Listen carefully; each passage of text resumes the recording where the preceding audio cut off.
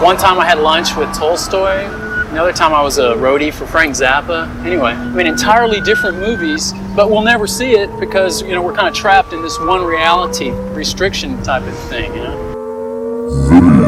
Psychosis.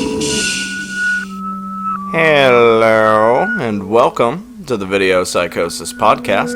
This is episode 18. I'm your host, Strong Knotz, and there are no special guest speakers with me today, but if you've been following our Facebook page, then you know that last month in May we did have a film challenge called Mayhem in May, and the basic idea of this challenge was to offer up prizes for those who could list a different film for 31 days of the month, and you couldn't reuse any films for a second time. You can only use, one film per challenge, so no double dipping. And you also had to provide screenshots based on the daily challenge. Now, I did mention this in, I believe, the second to last show, I think it was. For instance, poop day, you would have to post a picture of poop. And so we did, in fact, have a poop day, and people were gracious enough to post pictures of poop. So thank you to everyone who played in the challenge, who participated. Thank you for posting your poop pics.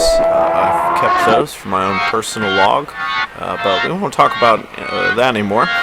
The whole thing of this show, we're just going to talk about the winners for the Mayhem in May challenge because it ended on June 7th, National VCR Day. Also on the Facebook, I was posting all day about what I watched. Had a pretty good VCR day this year. Watched J. Lee Thompson's Kinjite Forbidden Subjects with Charles Bronson. But also watched this early 80s British horror slow burn movie called The Appointment. That was really good, directed by Lindsay C. Vickers. He only made that film as well as this short for TV called The Lake from 1978. Also watched Tough Guys Don't Dance, the Norman Mailer film. Supposedly Vinegar Syndrome's going to be putting out a Blu-ray of that soon. That should be interesting. But we're going to skip over VCR Day. Let's talk about Mayhem in May here. Okay, so first up, before I go into the 31 films that I watched for the month in the challenge, we're going to talk about the 5 winners. Now, I've already announced them on the Facebook page, so we're just going to drop them again on the show here real quick. First up, we've got Dylan Celia, the first winner of the contest. Her first film was Jan Svankmeyer's Little Odick, and she finished up the challenge with Penelope Spheris' The Boys Next Door,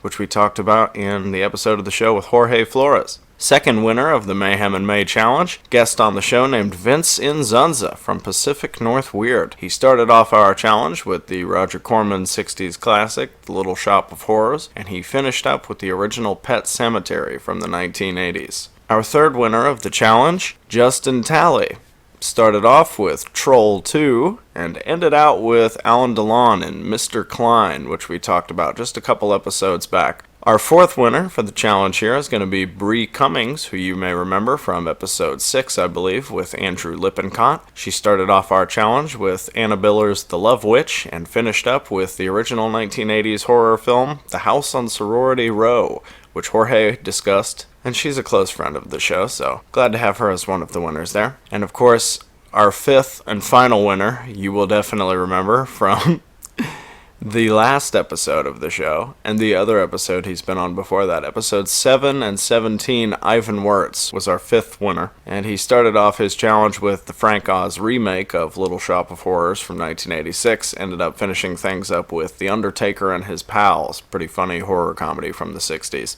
Those were our 5 winners, and there was a lot of good films in there, a pretty good variety of stuff that they watched for the challenge. I tried to make a lot of the challenges less ridiculous and obscure, so I hope that worked. One of the challenges was originally going to be that you had to post a screenshot from a movie with the color purple in it, but I was like, that might be kind of difficult, because one of the rules was going to be you can't watch Purple Rain.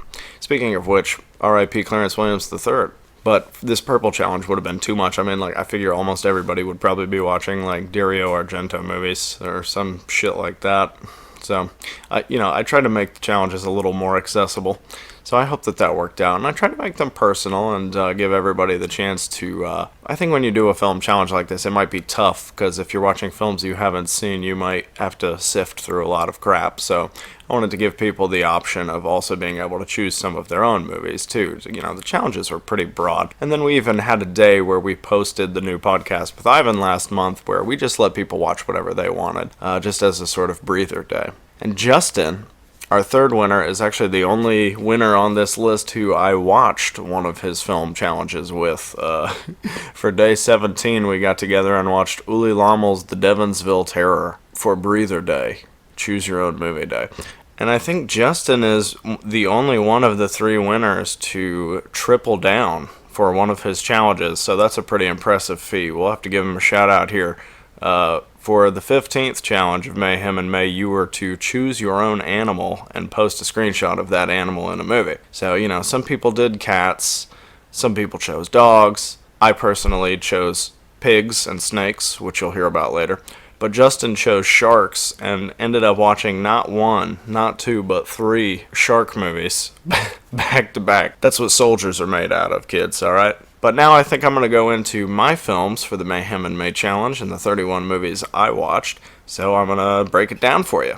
And the first challenge for Mayhem and May, for May 1st, the challenge was Herb Day, because May 1st is Herb Day. So you had to watch any plant or herb-themed movie, kind of cut people some slack, because I don't know exactly how many herb movies there could be, and I just didn't want a bunch of people flooding me with, like, stoner comedies, because they couldn't find anything else. So it was plant or herb-themed movie, and I ended up watching, for the first film of the challenge, Les Blank's 1980 short, Garlic is as Good as 10 Mothers. I've only seen a couple of Les Blank's films, but I really liked both of them. I saw this one and Werner Herzog Eats His Shoe, and of course Werner Herzog actually has a small part here, and Garlic is as Good as 10 Mothers. Les Blank is interviewing Herzog, like in the back of this taxi or car or something, and he's talking about how he didn't use any garlic in his film of Nosferatu. You know, there's just all this weird footage, like there's like a Bastille Day celebration, and it's just, the movie is literally just a short documentary about people who love garlic, you know, just this newfound sort of almost like new age acceptance, and these people who are obsessed with it, you know, like the guy who wears them around his head, and an interesting little sort of slice of life piece. You know, I thought it was really charming and fun. Fun fact about the film's premiere, when it first played the Film Forum in New York City, apparently they had the ushers were like walking up and down with like frying pans of garlic, supposedly. Like they just had like garlic frying in a pan, they were just walking up and down the aisle with it, so the theater smelled like garlic during the movie. That's pretty funny. I think my favorite part of this movie is the guy who's explaining how peeling it by hand gives him this therapeutic sort of zen, and he says that's the part that's hard to describe without sounding like a hippie dipshit. So I thought that guy was hilarious. Lots of funny stuff in this. Definitely check that out. Great stuff. The second challenge for Mayhem and May was called Stranger in a Strange Land, and you had to watch a movie with tourists or visitors in it, just someone who's out of their element, fish out of water kind of stories, you know, and you must have a picture of the stranger in question. I kind of cheated a little bit on this one. I ended up re-watching a film instead of seeing something for the first time, but there were no rules against seeing films you'd already seen. I think everybody that did this challenge has probably watched at least one film that they've already seen before, so that's not so big of a deal. I wanted to watch Don't Go in the Woods again.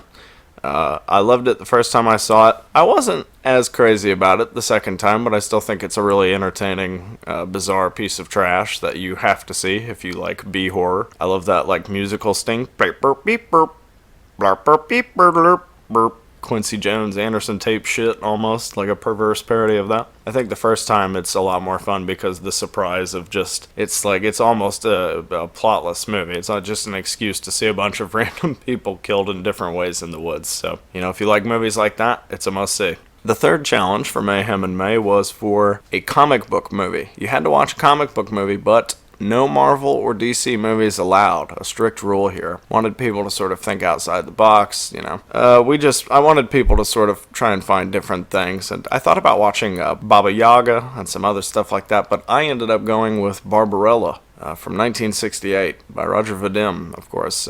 This is one that I'd been wanting to see for a long time. I remember a long time ago my friend Say actually showed me a Blu-ray of it, and it was the first time I ever saw a Blu-ray. I had never seen a Blu-ray before, and I remember he put on Barbarella, and I was like, what's up with all this film grain all over the movie? Why does it look so grainy? And he was like, no, that's how it's supposed to look. It's like the theatrical presentation, dude, on 35mm. I was like, oh, fascinating. And clearly I've become more used to it now. This was quite a while ago, so I think we're all used to Blu-ray by now. And so I've been putting off Barbarella for a long time. I think this movie definitely is style over substance, and that's okay because I like the style. You know, I like those creepy little knife-toothed little children or whatever, those little puppets. I thought they were really creepy. You know, I like the set design. I like the kitschy psychedelia of it. And of course, I mean, Jane Fonda in this movie is just... This movie, I think, is kind of interesting for her because up to this point in her career, 1968, she hadn't developed that reputation as being like not necessarily like a feminist icon or just or anything like that, but just a really strong, intelligent, politically minded actress. You know, she didn't have that image just yet in '68. You know, she had done films like Barefoot in the Park, which we've talked about on the show. You know, she did Hurry Sundown with Otto Preminger, The Chase. I have to say, I'm not a big fan of Cat Ballou. I know a lot of people like that movie. I think Lee Marvin is far and away the highlight of that movie. Not a big fan of Cat Ballou, and you don't really see her taking on these strong female characters too much. It wouldn't really be until, I think, about 3 years after this, 1971, when she does Klute, where you really start to see the Jane Fonda that we all know today start to come into place. And of course, I mean, they shoot horses, don't they, after this film? So she was already taking a step in a more serious direction with that film. Of course, it's one of the biggest downers of all time. But yeah, Barbarella's just goofy fun. And you know, I mean, you can't take a movie too seriously when you hear that the director was inspired to make it because he watched his wife walking around the house naked. I wouldn't call it a great movie, but it's entertaining enough. We'll move now into the fourth challenge for Mayhem and May, and this was Asian American Celebration. And we chose this challenge because Asian American and Pacific Islander Heritage Month in the U.S. was from the 1st through the 31st. And so you had the option of watching any film from China, Japan, India, South Korea, Indonesia, Turkey, Saudi Arabia, Taiwan, Iran, etc. And so I ended up watching a Japanese movie called Monday from 2000, directed by Sabu. And this was an interesting movie, pretty bizarre. I'd actually never heard of this film until I found it on Letterboxd, I think within the last year or so, and it was really, really highly rated, and just never really heard anybody talking about it. I don't even think it's come on my radar at all, ever, so you know something's going down in this movie, because in the first 15 minutes, 20 minutes or so of the movie, people are attending this funeral, and the corpse almost explodes. They have to cut a wire in a corpse to stop it from exploding in the first 20 minutes of this movie. And then it gets even weirder, and it's about this guy just having a really rough day and his, run-ins with, the Yakuza, and just this saga unfolding in the life of this guy who I guess sort of slowly mentally deteriorates, and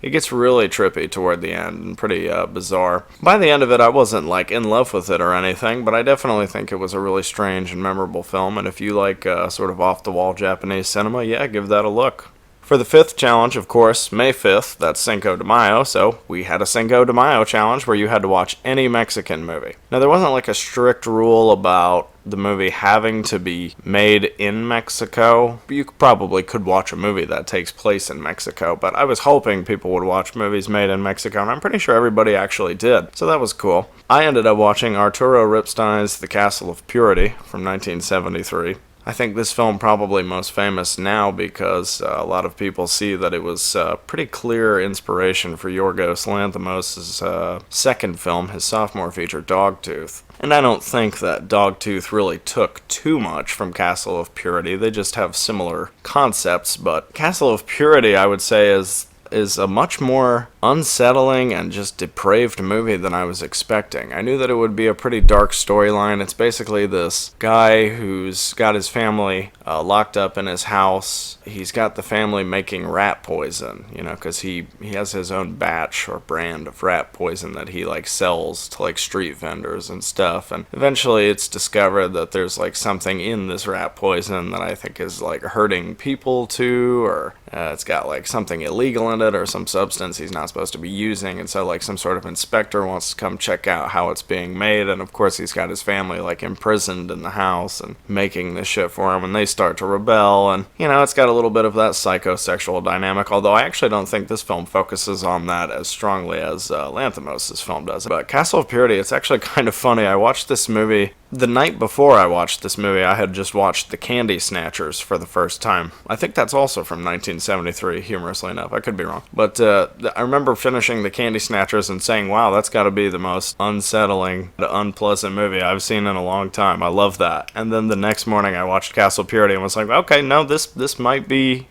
this might be even more unpleasant than The Candy Snatchers, which is really saying something. I would say I prefer The Candy Snatchers of those two movies, but they're two totally different beasts. Castle of Purity is a wonderful film, and I recommend it. You know, I thought it was really good, and I'm looking forward to more of Rip Stein's work. I'm a big fan of Time to Die. And actually, one last thing about Castle of Purity. Supposedly, I haven't been able to find too much info about this, but supposedly that film is actually based on a true story. So I'll definitely need to look more into that. Next challenge for May 6th, it happened to be Ivan Wirtz's birthday. So, we celebrated with Ivan Wirtz Day. For Wirtz Day, you had to watch any movie that our notoriously rankly friend would give 2.5 stars or higher. He has high standards for his movies, so anything 2.5 stars or higher in his book is usually a good movie, so you had to watch anything that he would give that rating to, and of course the idea was to find films that, you know, he talked about on the podcasts, and then there were some others he gave me, like you could have watched Total Recall, the original by Paul Verhoeven, or the original Verhoeven RoboCop from '87, Ernest Scared Stupid, Full Contact, Mr. Majestic, The Outfit, The Street Fighter, Return of the Street Fighter, Django by Corbucci. So there was a list of films you could choose, and the movie I went with was The Good, the Bad, and the Ugly. Now I believe Ivan has claimed that that's actually his favorite movie. I had seen the, I believe, 2.5 hour cut of this film. I have the old bare bones MGM disc. Then I think the cut of the film on there is like 2 hours and 25 minutes, something like that. So I watched the extended cut here, the almost 3 hour cut, and I had never seen that before. I don't know if I like it more than the original theatrical cut, the shorter cut. I feel like some of the stuff they added in maybe kind of does impact the pacing a little. And this movie already has an epic sprawl, so it's not like you really need to take too many more detours, I think. And I don't dislike anything they put in there, but it does sort of add to the weight of it. And one interesting thing I noticed while I was watching it, there were moments where I felt like the voices of Clint Eastwood and Lee Van Cleef were dubbed by someone imitating them, and I was like, what's that all about? And so I looked it up, and it turns out apparently when they were putting these deleted scenes back into the movie for the extended cut, or the director's cut, whatever you want to call it, this 3 hour version, apparently, you know, Lee Van Cleef is dead, so obviously they couldn't get him to dub his own lines, and Clint Eastwood's like really old, and his voice is, you know, a lot different now, so they had Clint Eastwood redub himself, but humorously enough, the older Clint Eastwood actually sounds like he's impersonating himself. That's kind of funny. For the next challenge, May 7th, the theme was Space is the Place, and you had to watch any space movie that was not Star Wars or Star Trek. That leaves a pretty wide variety, I think. And so I was gonna watch Forbidden World, but I ended up watching Galaxy of Terror instead. And I'm really glad I did, because I really enjoyed Galaxy of Terror. I thought it was a blast.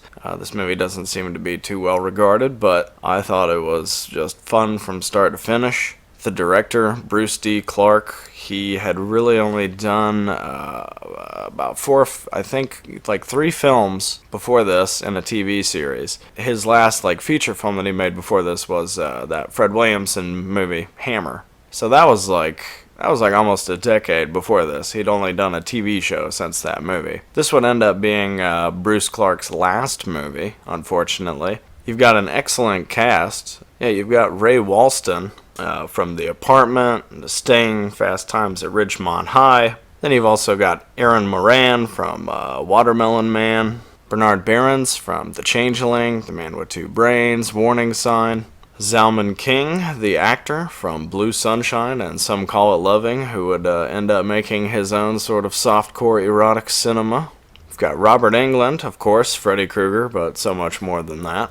Sid Haig, Spider Baby, Devil's Rejects, Grace Zabriskie, one of Lynch's favorites, And the lead guy in this movie, Edward Albert, I have to say, I am not like a huge fan of this guy. Seeing him in this, he was a little better in this one, but I'm not necessarily sure I get the appeal of Edward Albert. It's a Corman movie, so there's going to be some weird monster rape in there, so trigger warning. But I really like this one. I think it's a lot of fun. Definitely check that out. Pretty good Alien ripoff. Much better than another Alien ripoff that we'll talk about later on the show. Move on to the next challenge here, and this one's a little bit cheeky. For May 8th, the challenge was called Naughty Nature, and you had to watch any movie and post a screenshot without nudity of outdoors intercourse. Yeah, you know what I'm talking about, baby. Now, there's a few films I could have watched for this. I thought about watching Y Mama Tambien.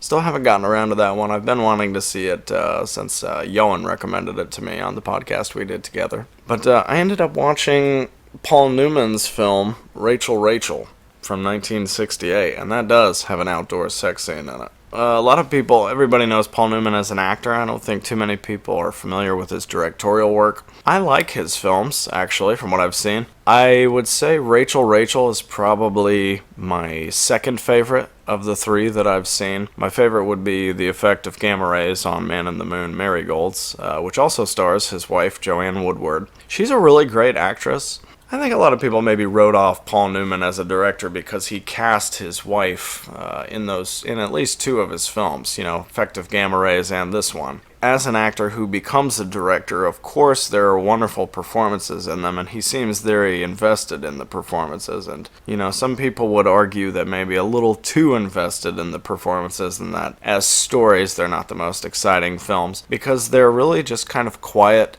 introspective, sometimes unsettling character studies. And this one, Rachel, Rachel, Joanne Woodward plays this school teacher. She's like in her 30s and she's living with her mother, and she has kind of a strenuous relationship with her. They're at odds sometimes, but she's basically just trying to figure out what she wants to do with her life. And finds herself kind of daydreaming a lot. But it doesn't take that in the direction of some cheesy horror movie. Like, this is just a person who's escaping because of the mundanity. It's just a real human, relatable, honest sort of story. It's not the kind of thing that's for everyone. It's a very simple sort of drama. If you've seen Rachel, Rachel, if you liked that and you haven't, yes, check out Effective Gamma Rays on Man in the Moon Marigolds. I think that's an even better film. But this one's quite good and worth a look. So next up, for May 9th, you know what that means, Mother's Day. So what we ended up doing was the Keep Mum Challenge. Keep it mum. You had to watch any mummy movie and have a picture of the mum to show us. But I ended up watching The People Under the Stairs from 1991 by Wes Craven. Not strictly a mommy movie by any means, but it does have a mother in it. And the mother is played by Wendy Roby. Now, if that name sounds familiar, let me give you another one here. The husband to Wendy Roby in this movie is Everett McGill. They played a couple not just in this film, but they played husband and wife also in Twin Peaks. So it's great to see them reunited here for this movie. And their characters are a lot more sinister in this movie. In this movie, there are a couple of, sadists who are gentrifying this neighborhood so that they can basically feed like parasites off of the community that was living there before them. They're basically kidnapping children and using them for these like horrifying means and just all this weird stuff. This is a movie I never was really interested in when I was younger, and as I get older, I do find myself wanting to go through and see a lot of these horror films that I kind of just ignored. I like Wes Craven. I prefer his older stuff. I think that toward the about mid to late 90s is where he starts to drop off in quality. And I mean, there's still a lot of films of his I need to see, but I feel like his earliest work really is the strongest. A lot of people don't like Last House on the Left. I'm a fan of that movie. I actually think the soundtrack is fantastic, and some have argued it doesn't fit in the movie. That's whatever, but, Hills Have Eyes and Nightmare on Elm Street, these are all great films. I'm actually a big fan of Deadly Friend, and so this was a cool movie to see. I'm glad I finally watched it. I actually really enjoyed it. The social commentary is, really on the nose, of course, but that's totally fine because it's a mode that Craven's operated in before, and he's not out of his element. It's a pretty freaky little movie, and I'm kind of surprised that a big studio like Universal would put out something this sort of, I don't want to say subtly perverse, because you've got Everett McGill running around in a gimp suit with a shotgun, but it's pretty fucking out there for a big studio movie from the early 90s. I would recommend People Under the Stairs. It's not a perfect movie, but it's pretty good. Earlier, we talked about Alien ripoffs and how Galaxy of Terror was an actually fun Alien ripoff. So now for the May 10th challenge, we're going to talk about an Alien ripoff that was not so fun. The challenge is called Boom, and you had to watch any movie where a person explodes, okay? So the movie I watched was Luigi Cozzi's Contamination from 1980. And this is one I've been wanting to see for a while. I have this Mill Creek DVD set with a copy of it, but it was super crappy quality, so I didn't want to watch it that way. I ended up streaming this on Tubi. Considering how boring most of this movie is, plus having to sit through commercials to get back to boring exposition, I have to say, I don't know that this experience was worth it. I did enjoy the actual scenes where people exploded. They didn't really, I guess they kind of more imploded than exploded. You know, their chest would just kind of burst open. And this one, it's not even really that much of an Alien ripoff. It kind of starts as an Alien ripoff and then just turns into something entirely different. Like, you know, there is that scene where they find, I think it's like in a warehouse or something, you know, the eggs that are basically face huggers. If you're getting like the great value version of the product, you want it to at least be, you know, you want it to taste good. It won't taste as good. But that's how it goes sometimes. One interesting thing about Contamination, supposedly Colombian drug dealers funded that movie, which is not surprising. There's much gorier things to be seen in Italian 80s cinema than this. I mean, even, you know, Fulci's crime movie from this year, Contraband. I'm pretty sure Contraband came out in 1980. That movie is about 10 times gorier than this, and it's not even a sci-fi or a horror movie. So, but I couldn't really recommend Contamination. That being said, I'm still interested in Cozzi's weird psychedelic Godzilla movie that he made. I don't expect that to be good either, but I do want to see it.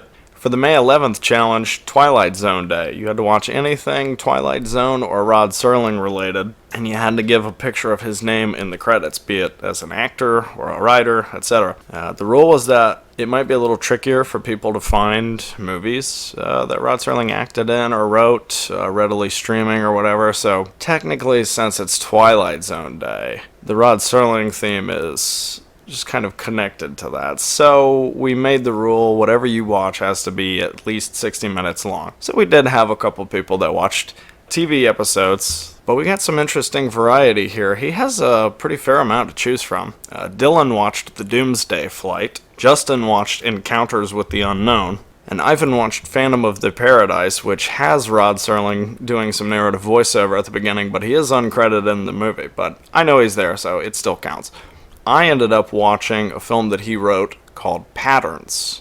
And of course, this is basically the feature adaptation of a TV play that Rod Serling had written the year before for Kraft Theater, the same title, Patterns. And a lot of the actors from that TV special would appear in the movie. Everett Sloan, Ed Begley. But, of course, Van Heflin was called in to play the lead here for the film. Van Heflin's really good in this movie. He plays a sort of conflicted guy who's an outsider, moves to the big city to work for this big business. I think it's like some sort of, I can't remember what exactly they were doing. I think it's like I think he's an industrial engineer or something like that. Basically, there's some unethical sort of practices going on here, and the boss of this company is kind of a shitty dude who puts Van Heflin in the position of having to make power plays against this guy, this older guy he works with who he actually really likes, just because the main man doesn't agree with the old man's politics. And so it's a really interesting drama. Definitely worth a look, and it actually made me really mad, the ending. It's a good morality play, it's a cautionary tale, and yeah, definitely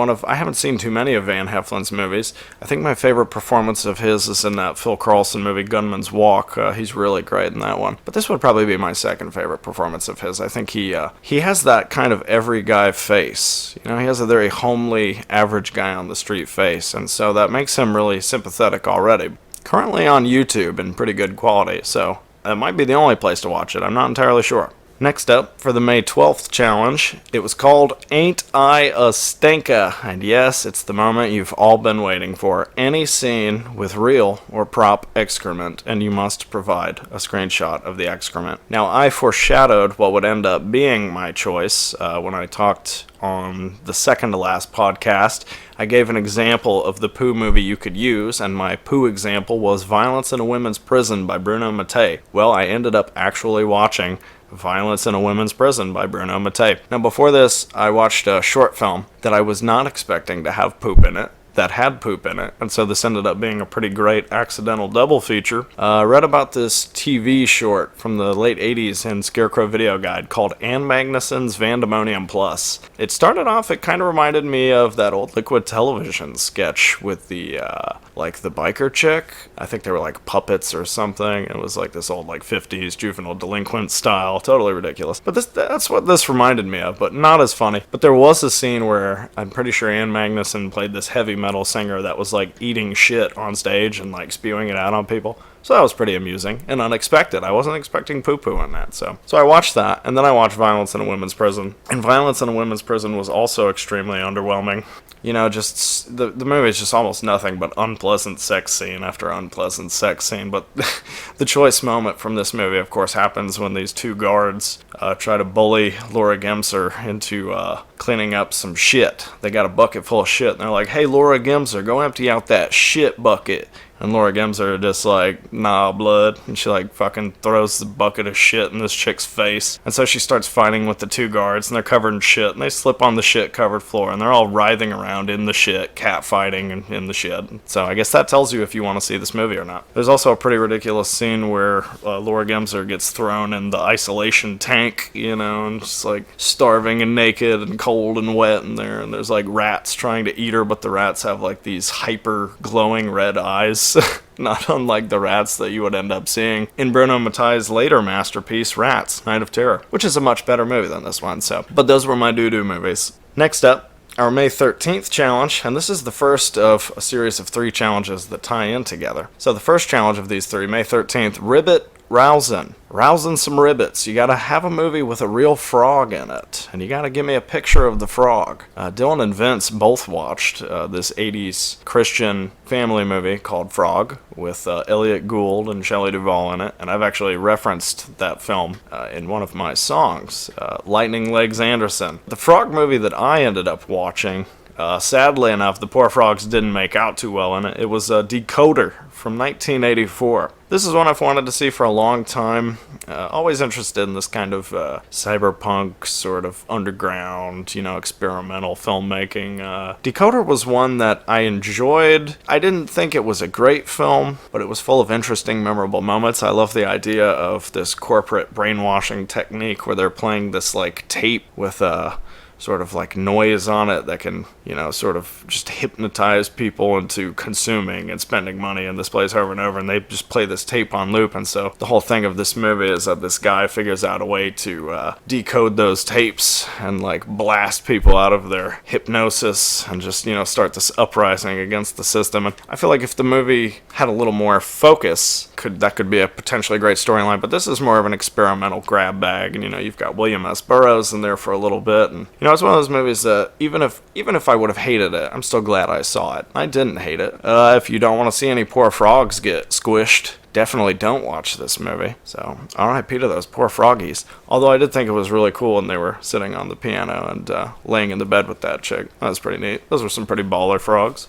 The second of 3 animal challenges here for May 14th, Pollo Película. You had to watch any movie with a real chicken in it. And my movie is one that I've been wanting to see for a while, and I absolutely loved it. That's Robert Aldrich's Emperor of the North, 1973, with Lee Marvin, Ernest Borgnine, Keith Carradine, and some other excellent people. I think like in the first 5 minutes of this movie, Lee Marvin is going to kill and cook and eat this chicken because he's a hobo, just sort of on the run, riding the rails and stuff. And Keith Carradine sneaks up with these 2 kids to try and bushwhack him and steal his chicken so that they can have dinner instead. This is like, I think during the Great Depression or shortly after it, I can't recall. Keith Carradine and these 2 kids try to ambush Lee Marvin, and he takes this real chicken and smacks these kids around with a real chicken.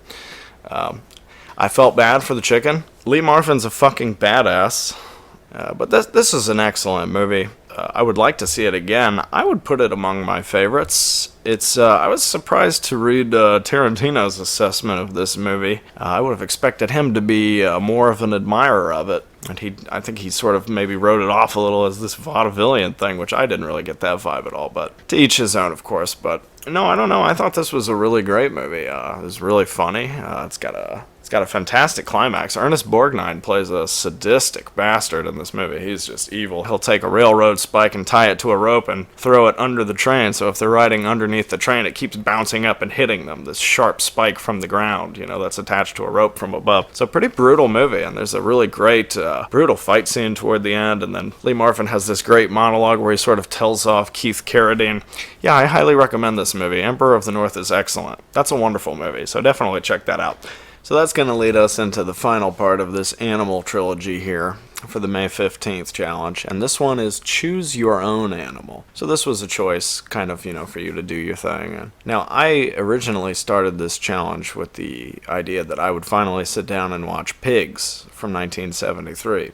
Also known as Daddy's Deadly Darling and the 13th Pig, which is the title card on the Vinegar Syndrome Blu-ray that I watched. I did watch Pigs, but before I watched that, I watched Calamity of Snakes from 1982, and whoo boy, this has to be one of the grossest, execrable exploitation movies of the 80s, I'm just going to start off and tell you right now, this is a movie with a lot of animal cruelty in it, and if you watch exploitation films, you know that that's kind of a give and take with those movies a lot of the time. Of course, Mondo films, cannibal films, and you kind of expect that, and, the Shaw brothers kind of had their own foray into this disgusting snakesploitation subgenre with a movie they did called Killer Snakes. And so this film, Calamity of Snakes, the movie was re-edited and actually sort of re-released as an English language film called Serpent Warriors. Calamity of Snakes is just insane. It's about this building developer who's trying to rush a job and get this thing built, but I think it's on some cursed ground or some sacred ground or something. There happens to be a snake pit there, and so he's like, no, fuck that, clear out the snake pit, we're putting the building up. It's an animal revenge movie, because they clear out the snake pit and they put up this disco club there, and the climax of this movie is fucking insane.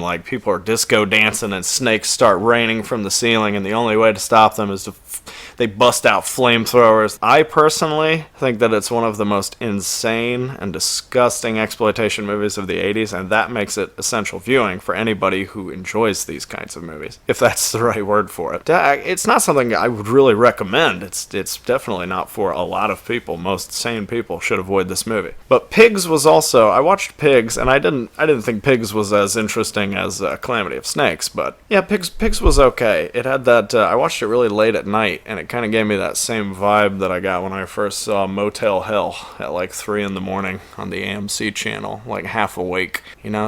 Pigs is a great late night movie because it kind of operates under this weird nightmare logic, and Pigs is interesting. Not a great film, but worth checking out. The next challenge for May 16th was called Purple Haze. For this challenge, you had to watch any 1960s counterculture, music, psychedelic movie, okay? And you had to give me a picture of something far out, man. So for this challenge, I ended up watching a short film called LSD, Trip to Where, from 1968, and this was an educational, cautionary, anti-drug propaganda film made for the Navy. To teach the Navy about the evils of doing LSD, and there's a scene where several shoremen take LSD and trip out in this room, and one of them looks in the mirror and imagines himself as a woman, and then sees the room on fire. I think they're trying to imply that if you take hallucinogens, you might want to choose your gender and you'll end up in hell? I don't know what they were trying to imply with that, but it's not too nice. But I've, as someone who has taken LSD in the past, I can't say I've ever seen myself as a woman or in a room on fire. Clearly, the Navy is they don't want you to trip at all. So, and you probably shouldn't if you're under. They actually teach you about there's a part on there where they're on this boat or on their submarine or something, and they're like, oh, he had a flash. It doesn't matter that he didn't take acid now. He had a flashback, and he was supposed to be manning the submarine. I don't even think I've ever had an acid flashback. If it's happened, I haven't realized it. I have to tell you, I'm embracing the idea of the flashback. I hope it hits me someday randomly. Anyway, for my feature, I watched Wild in the Streets from 1968. Kind of a mixed bag, this movie. I did not really care for it, I have to say. I was a little disappointed. I've been wanting to see it for a long time. I think the funniest thing about Wild in the Streets, there's a story that circulated from the making of this film. Supposedly, at one point, Richard Pryor and Shelley Winters got in an argument and he peed on her. or something like that. I could be misremembering. That could be totally inaccurate, but that's the main thing I think of when I think of this movie. And it's basically cash in on the counterculture at the time. You would almost think it's a parody, but I just think it's a poor representation of the time, and I feel like they were trying to cash in on something they didn't really understand. And so when the movie in the final act takes this really jarring turn where they're sticking people over the age of 30 in concentration camps, it suddenly becomes like this really unsettling film. It went from being an unsuccessful comedy to like a successful horror film out of nowhere. I thought that was pretty odd, but on the whole, I did not care for Wild in the Streets. Next challenge, May 17th, this was the Breather Day. So since you were over halfway through the challenge, this was a chance to watch whatever movie you wanted to watch.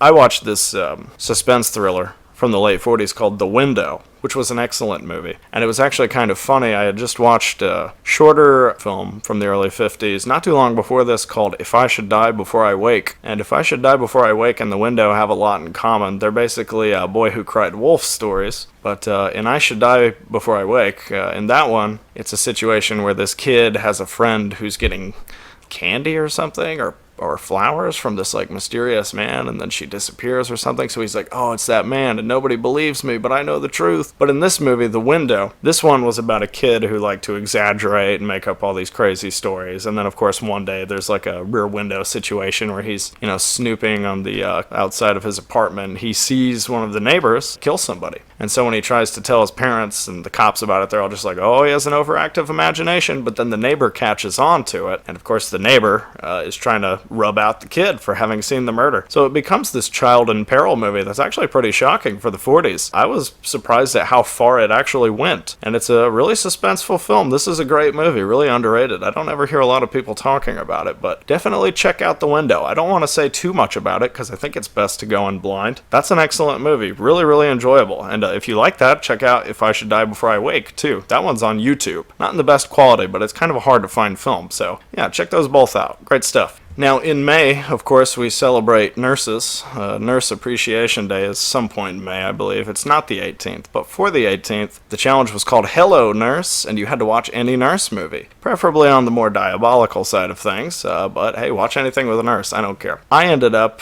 watching that Frederick Wiseman documentary from the late 60s, Titicut Follies, because all the other nurse movies I thought about watching just were not appealing to me. And this actually, I think this is maybe the challenge I put off the longest. I didn't watch my nurse movie until like close to the end of the month, because I was thinking about watching Patrick. It was either that or Death Nurse 2, The Centerfold Girls. I thought about watching The Centerfold Girls, but I didn't get around to that one. I ended up watching Titicut Follies, and of course this is undoubtedly one of the most important American films ever made.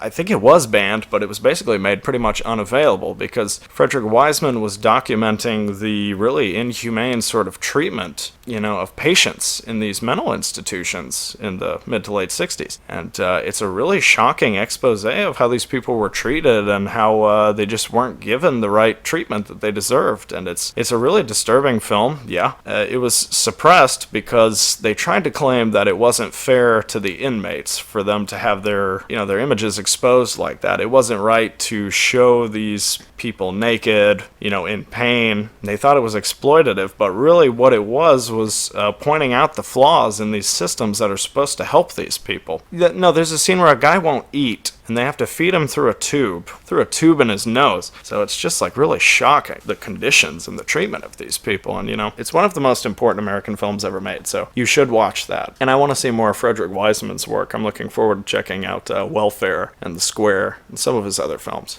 Next challenge is another movie from 1967. The challenge for May 19th was called Boys Club. You had to watch any movie with a duo or group of sinister men. So the movie I chose was The Incident from 1967 with Martin Sheen and Tony Musante. And this movie is just an absolute knockout. The cast is fantastic. You've got Beau Bridges, and I think probably my favorite performances of his here. Beau Bridges is excellent in this movie. Ruby Dee, Thelma Ritter, Ed McMahon. And this is one of those films that I think was kind of a little ahead of its time. It's one of those morality tales where you just have to put yourself in the situation of the characters and say, how would I respond to this? And that's a big part of the impact of the story. It's about these two kids who basically, they're like just a couple of rough bastards, you know, and they're like terrorizing and mugging people and just running rampant through the city at night. They hop on this subway car and they basically block all the passengers from leaving, and they slowly intimidate and antagonize them one by one until it reaches a breaking point where people have to fight back, of course. It's sort of like the film you see now, like where, like take Compliance, you know, where you watch a film like Compliance and you know that it's based on a true story, but you have to ask yourself, like, how could people react like this in a situation? What is this, like, fight or flight mechanism or this thing where people can just, like, subconsciously give in and do whatever some person they've never met tells them, you know? Where does it reach that line where you have to fend for yourself and fight back? Where do you cross the line?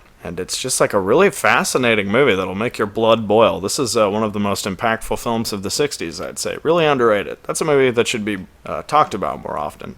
Next challenge for May 20th, The $1 Million Movie. You had to watch any movie where there's a scene with a whole lot of cash in it. Somebody opens the briefcase and you see stacks of $100 bills. That's the kind of movie you had to watch. So the movie that I watched was Mike Hodges' Croupier from 1998 with Clive Owen. And I'm actually a fan of Mike Hodges. I think he's a really undervalued director. Still some of his work that I need to see, but I really like Get Carter and Pulp. And I'll Sleep When You're Dead is an interesting film that, even though I'm not a big fan of it, it keeps making me want to return and see it again. There's something about it that keeps pulling me back in. So I'm looking forward to see Morons from Outer Space and some of Mike Hodges' other work, especially like his TV stuff like Suspect. But Croupier was excellent, and this is a great example of a neo-noir that captures the sort of cynical tone of film noir, but updates it. And in this movie, you know, Clive Owen is this conflicted, sort of a nasty character who wants to be a writer, but doesn't seem to have the ambition to stick that, so he starts working in a casino, and of course he gets embroiled in this plot to rob the casino. And as the film twists and turns, it just gets more and more entertaining. And yeah, I mean, if you like crime movies, if you like neo-noir,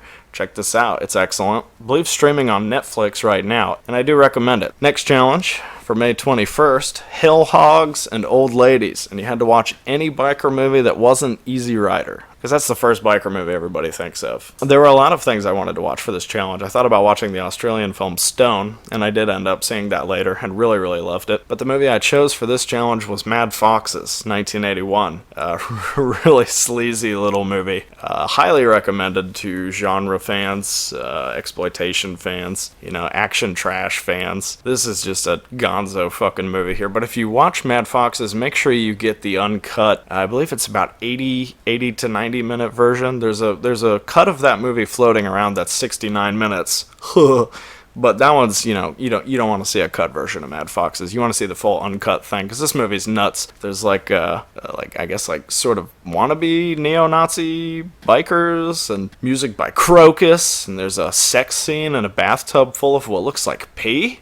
Holy shit, I don't even know how to break this movie down for you. Our good friend Shay Mosfin accurately described this film in a review of hers as being greasier than the garbage at the state fair. And I can't say anything about this movie that's funnier or better than that. So if you want to see a really greasy piece of garbage, watch Mad Foxes. This is absolutely ridiculous. There's some great squibs in here. Yeah, some nasty violence. Check it out. Mad Foxes. That's a fun movie. Directed by Paul Grau, I believe. Our next challenge for May 22nd, Close to Home. You had to watch a movie that was filmed in your state of birth, or that takes place in the state you were born in. And you had to give us the name of the movie, the state you were born in, and any kind of signifier of where the film took place via screenshot. And so, of course, I'm from Texas. I was born in Lampasas. And so I had a little bit of a sort of double feature here. I started off with Eagle Pennell's 1990 short film Unheavenly City, and that was actually made for this anthology feature called City Life, where they had directors from all over the world, like Bela Tarr and some other people, and they just did a short film about a certain city, and it was all compiled to give you this sort of global anthology with different perspectives on the world. And Unheavenly City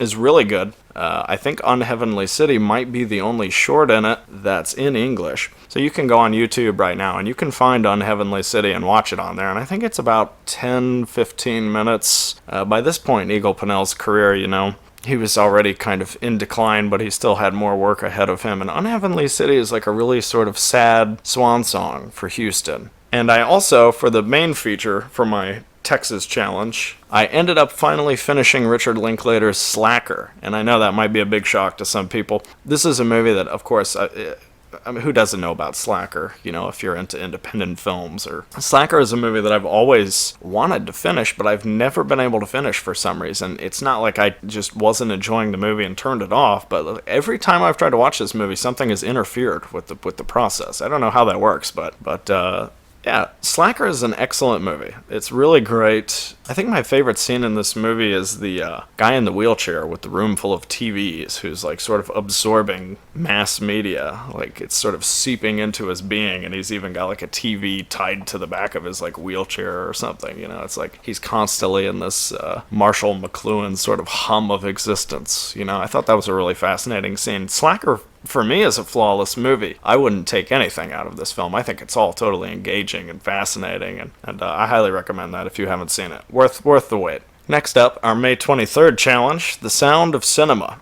You had to watch any music movie, whether that's like a concert film, a biopic like Ray, a documentary, a musical, whatever you wanted to watch, any kind of music-oriented movie. And so I did another double feature here, and I started off with a short film from 2003, and that's a little documentary about Wesley Willis, the daddy of rock and roll. For those of you who don't know Wesley Willis, please let this man into your life, and you will be forever changed. Wesley Willis, one of the greatest musicians of all time, ahead of his time. Died tragically young, schizophrenic, frequently kicked out of stores for bouts of profanity. His songs always end with some sort of like product placement, no matter what the song's about. So like it could be a song about how he had a schizophrenic outburst and got kicked out of the bookstore, but it'll end with like a shout out to Burger King. One of the greats, truly. Wesley Willis is great. So this was a fun watch, seeing him, at Kinko's writing his songs. And so yeah, I recommend Wesley Willis, Daddy of Rock and Roll. If you're a fan or if you don't know anything about him, I recommend it. It's on YouTube. It's under an hour. Watch that. Great stuff. The feature that I watched for my Sound of Cinema challenge was the new Alex Winter documentary about Frank Zappa called, you'll never guess, Zappa, from last year, 2020. This was alright. I didn't think it was as good as Eat That Question, another documentary about Frank Zappa that was compiled of footage of his, but this is an essential documentary for Frank Zappa fans because you get to see the vault that his wife, Gail, has full of his master recordings, and it's just this huge room that's never been seen before, full of all of his stuff and ephemera from his sheet music and his compositions and his instruments, and it's just this room full of Frank Zappa related ephemera. It's totally amazing. On the whole, it is kind of like a fanboy appreciation film, not unlike Edgar Wright's new Sparks documentary, although I would say that Zappa is a much better film than the Sparks brothers. Not really anything to write home about, but if you're a Frank Zappa fan, as I am, you have to see it. So, next challenge on here for May 24th, and that's Viva Media. You had to watch any movie that you physically own on any format except digital. Like you could watch a VHS, a DVD, a Blu-ray, a Betamax, a Laserdisc, but no streaming, no Amazon Prime, no Netflix, no Hoodoo, no Vudu, no Shudder, no shit show, okay? You have to own the fucking movie and hold it in your hand and show me a picture of you holding the movie in your hand, because that's what it's all about, baby. So I watched Snuff from 1975. Considering the reputation this movie has, I've always been curious about it and wanted to see it, but just figured it would suck royally, since that's what literally everybody always says about this movie. If Alan Shackleton hadn't that fake snuff scene and stuck it on the end of this movie, probably nobody would ever have even seen it, because it basically just sat on the shelf for a long time. The Findleys, Roberta and Mike, made this movie with, I think, another co-director, if I'm not mistaken. I could be wrong. But basically, the Findleys made this movie that's sort of like a little bit of a roughie about these biker girls, and that's actually pretty entertaining on its own merits. But most people, the consensus seems to be that Snuff is a worthless film and would be even more worthless without the fake snuff scene at the end. I really enjoyed Snuff. It was a lot better than I thought it would be. I thought it was hilarious. I love that part where the dude comes up to this chick, he's like, "Hey, what are you reading?" And she just goes, "Words, words." Yeah, no, fun movie. I really enjoyed Snuff. It was way more entertaining than I thought it would be. And there's also a great scene where a guy's sitting at a desk talking to someone. The desk is not inside a building. It's right outside of a garage or something. I'm like, who has a desk, a work desk, that they work at that's outside. That was interesting. Yeah, snuff. I like it. Most people hate it, so not for everybody, I guess. And here we'll give a special shout out to one of the 5 winners of the Mayhem and May Challenge, Vincent Zunza, because for the entire challenge he was watching nothing but movies that he owned, keeping physical media alive, as it should be. May 25th, Creature Feature Challenge. Watch any monster movie, but preferably of the old school prosthetic stop motion variety. And you had to provide a picture of your monster, your beastie. So I ended up watching this sort of sadly forgotten early 60s Mexican horror film that was amazing, called The Curse of the Crying Woman. Casa Negra, DVD company, long out of print now, put this movie on DVD alongside other films like The Brainiac, and Curse of the Crying Woman is really, really fantastic. This is a movie you should see. If you like gothic horror, if you like exploitation, you get a nice mix of both in there. There's some surprisingly gruesome imagery in this movie. There's some really cool effects. I just loved everything about this movie, and of course it's based on the classic, mythology of the Llorona. So it takes that angle, and I think there's been several films made about the Llorona, but I think this is probably the best one. And it's a pretty short movie. If you can find that DVD, I highly recommend checking it out. This is a great movie. If you like old school horror movies, watch Curse of the Crying Woman. For May 26th, which is Peter Cushing's birthday, you had to watch a Peter Cushing movie that isn't Star Wars. I know, just a huge variety to choose from, so you got to give the Cush man a pass, man. All these movies, watch anything but Star Wars. So I watched Time Without Pity by Joseph Losey. I was not crazy about Time Without Pity. It's okay. Peter Cushing has a really small role in it. He's like the lawyer for this boy who's on trial for murder, or not on trial, he's about to be executed because they think he killed somebody. And the whole plot of Time Without Pity is that this kid's dad, who was never really able to connect with his son, and he's a bit of a lush, he has to save his son from being executed. So he's trying to prove that his son didn't kill this kid, and spoiler alert, the movie ends up being sort of a self-sacrifice story about how the dad has to give his son the life that the dad was never able to really give him before, the dad has to pretty much put himself on the line so that his kid can be saved and try to live a new life. I like self-sacrifice stories. I think the ending here was a little implausible, but on a dramatic level, I did not like this movie as much as the other 2 Joseph Losey movies I've seen, but I did think it was still an interesting film. Didn't love it, but worth seeing. Not as good as Mr. Klein or The Servant. It's a pretty fascinating melodrama. I'll say that. And so, of course, if May 26th is Peter Cushing Day, then it goes without saying that May 27th would have to be Christopher Lee Day. Not only is the 27th Christopher Lee's birthday, it's actually also Vincent Price's birthday, so it was kind of hard to choose between those 2 guys for this challenge, but I figured Peter Cushing and Christopher Lee were great friends, and they were in so many movies together that, I just had to follow up the Peter Cushing challenge with this. So the idea for this challenge, watch any Christopher Lee movie that isn't Star Wars, once again, but you also can't watch Lord of the Rings. I saw them when they came out. I don't ever need to see them again. I don't understand people that can sit there and watch those 3 movies and the extended cuts back to back. That's like a whole day watching 3 movies, man. If you're gonna do that, you might as well watch Out 1 or fucking Showa and get something out of it, That's just my opinion. For Christopher Lee Day, I ended up watching 1973's Nothing But the Night. And wow, this was a great, underrated movie. Interesting story behind the making of Nothing But the Night. Christopher Lee started his own studio, and I believe it was called Charlemagne Studios. And he wanted to sort of get the studio started to work on more personal projects and get projects for his friends, and unfortunately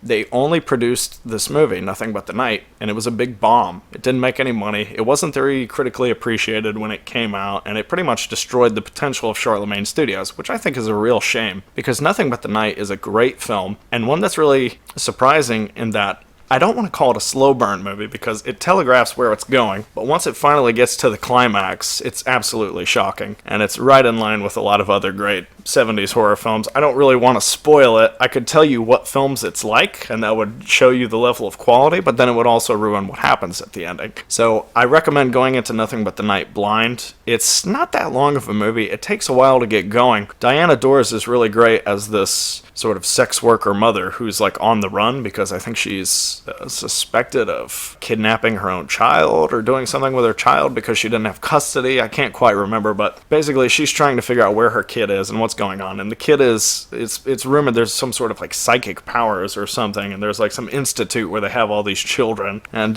Christopher Lee is like, I think the detective, like an inspector who's trying to figure out where the girl went and where the mom went because she's wanted for the supposed kidnapping or whatever. And as things unfold, it gets to a really jaw-droppingly bizarre climax. And the last like 15 minutes of this movie are excellent. So even if you're totally bored with the build-up, I think you'll find the ending unforgettable. Not a very appreciated movie, but I recommend Nothing But the Night. It was streaming on Amazon Prime. I'm not sure if it's still on there, but that's a movie you should check out. And it's a shame we didn't get to see more Charlemagne Studios. Next film, that's going to be May 28th Challenge, Mayday. Mayday, you had to watch any movie made by a director named or born in the month of May. Tricky, huh?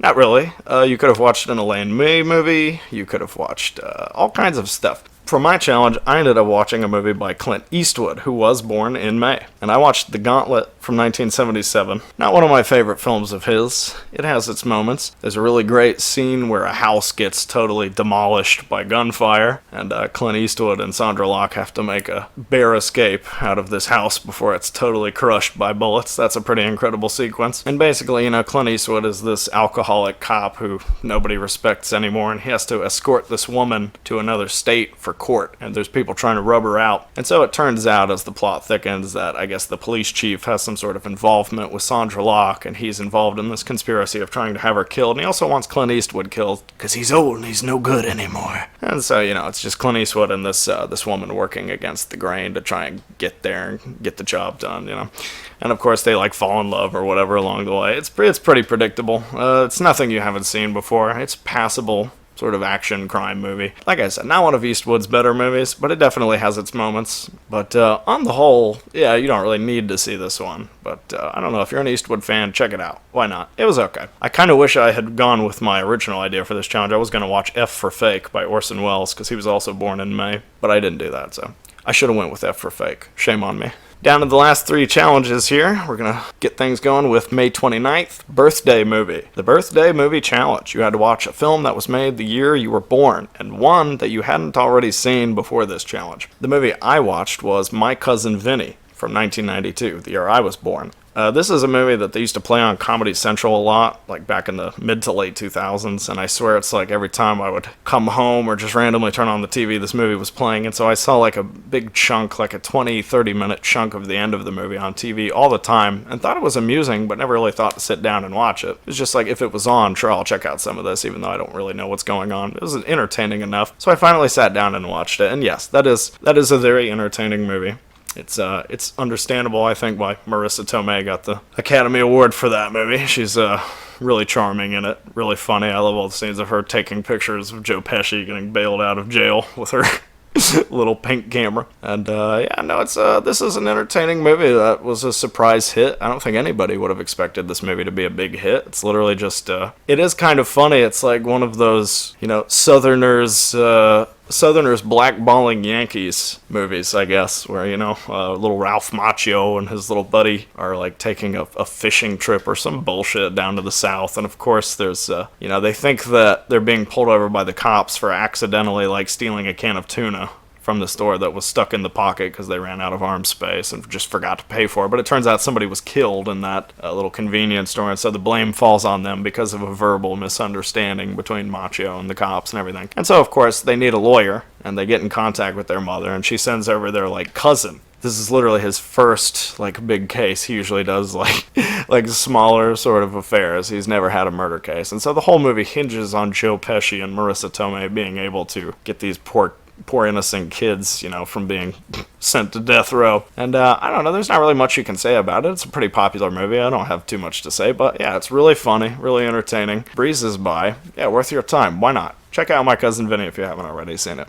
Our second to last film here, and you're going to notice a little bit of a recurring theme in the last two movies here. For the May 30th challenge, it was Mint Julep Day. And yes, that is a real holiday. Mint Julep Day. How do you like that? So you had to watch any movie that was made or took place in the southern United States, including Alabama, Arkansas, Delaware, Florida, Georgia, Kentucky, Louisiana, Tennessee, Maine, Missouri, North Carolina, Oklahoma, South Carolina, Texas, Virginia, West Virginia.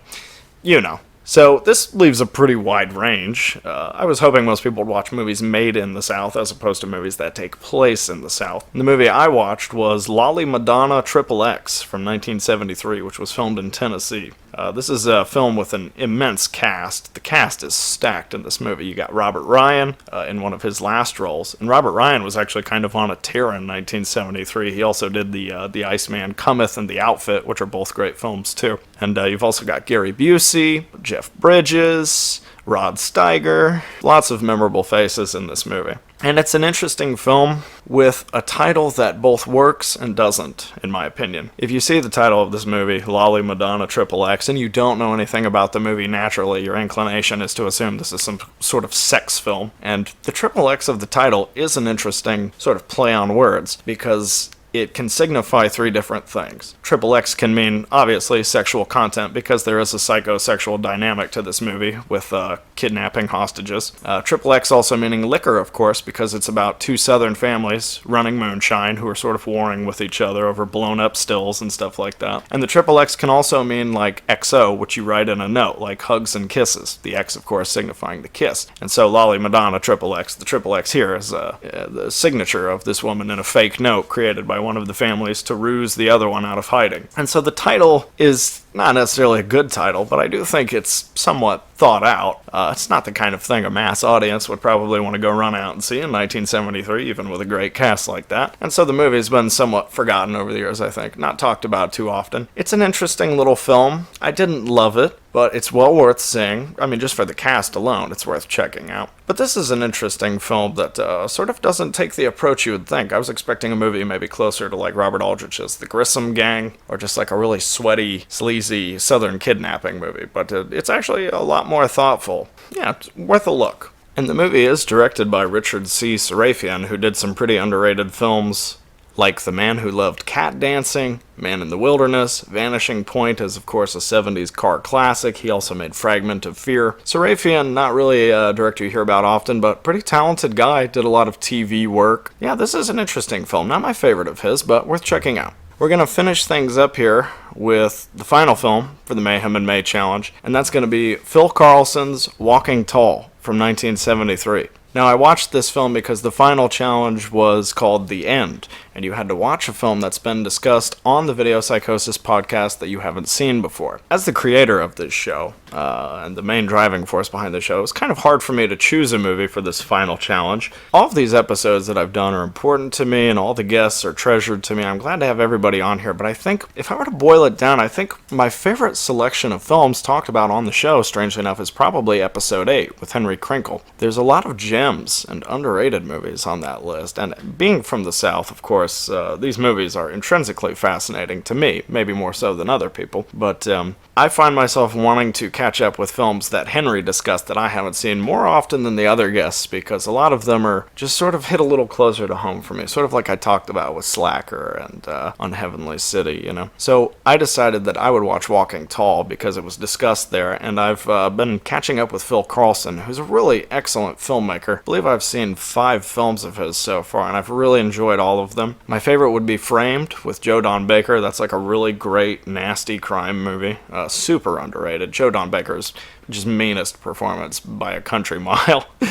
Framed is excellent, but I've liked everything I've seen by Phil Carlson. The most recent film of his I watched was Gunman's Walk, which I mentioned earlier. I think Van Heflin's excellent in that movie. Tab Hunter is actually really underrated in that movie. I've also seen Phoenix City Story and Kansas City Confidential. But Walking Tall is one that I watched because Henry discussed it, and I've been meaning to see it for a long time. This is a really good film, based on the true story of Buford Pusser, of course. And this is one of those movies that I think holds up really well. It plays as a sort of spiritual sequel to the Phoenix City story. Carlson seems to have a thing about fighting corruption. A lot of his films seem to be about characters who are on the side of moral rightness, and they have to fight against these titans of corruption, whether that's like, in this case, it would be corrupt law enforcement taking over local businesses and wrecking small town economies.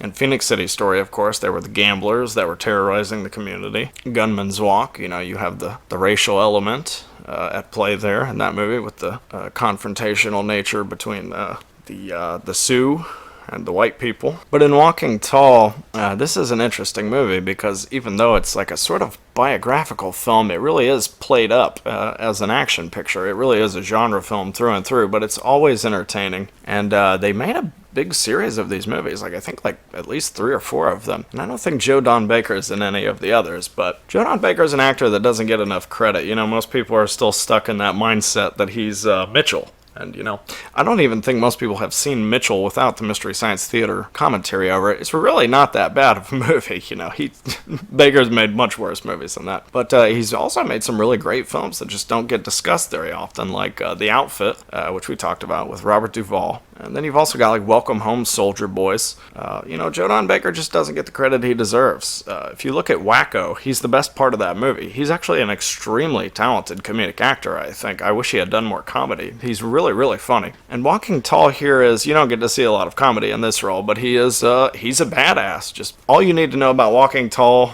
is that famous quote, speak softly and carry a big stick. And that's what Buford Pusser does. And that's why this movie rules, and you should check it out. So Walking Tall, I highly recommend that. And I guess that's going to wrap it up for my Mayhem in May challenge. So once again, I'd like to thank everybody who participated. If you played, whether you won or not, thank you for playing along. I hope you enjoyed the movies that you watched for the challenge. If you're listening to this and you haven't seen any of these films, I recommend quite a few of them. There's lots of great stuff in here. So check out our Facebook page. You can actually see most people's screenshots for the challenge, what they were watching and what was going on. If you want to keep a tab on that, find some films of your own to check out that weren't discussed here. So yeah, just check out the Video Psychosis Facebook page. And we're going to be posting more reviews, and soon we'll be actually mailing out the prize packages for the winners. So hopefully we'll keep you updated with some pictures of the prize packages, what they look like, and hopefully we can get some reactions from the winners. Hopefully they enjoy their stuff. But for now, that's going to wrap it up for the 18th episode of the Video Psychosis podcast. I'm your host, Strong Knotz. Thank you for listening. We'll talk to you soon. Goodbye.